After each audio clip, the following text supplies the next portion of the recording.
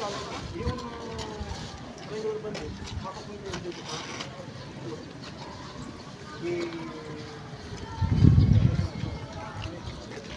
naman kayo magagayat, ano? Estimate din nyo sa katawan nyo. Dapat, ang pag, ano nito, parang backpack lang. Yung hindi lalampas dito.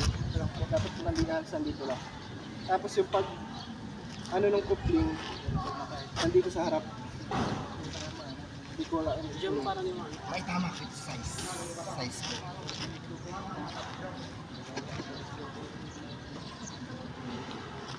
Pwede nyo siyang isukat sa siko. Ano? Ganito. Ganun no. Butas.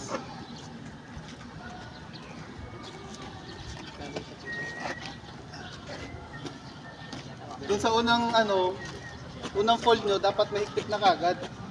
Kasi pag maluwag yan, pag backpack nyo kagad, matatanggal na.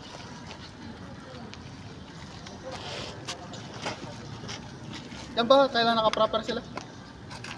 Proper yan. Duck cook. Ito naman, maano nyo ito, maayos ito pag nandun na. Kahit hindi nyo na ito galawin. Diretso lang.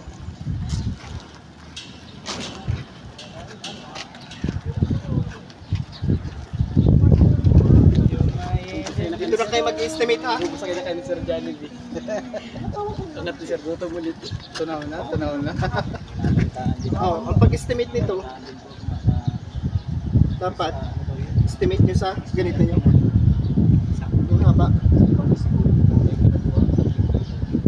Oh, custom roll.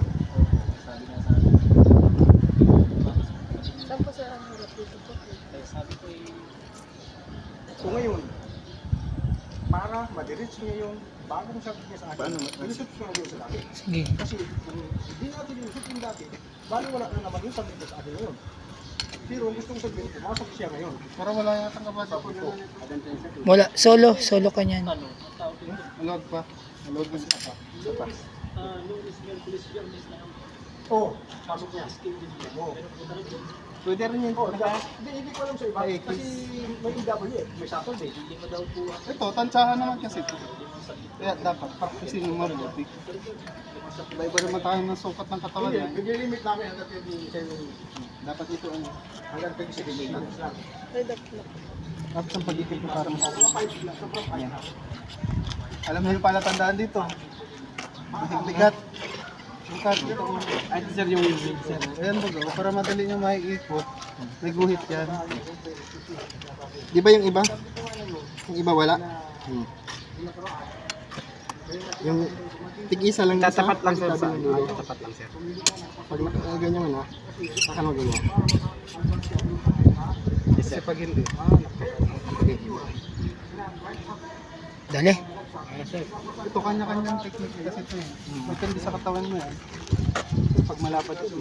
Pero yung likod, yan, hindi dapat masyado mababa. Kasi kung itatakbo mo yan. Iba kasing pag tumatakbo, pag Nabounce. kasi ito dapat hit talaga.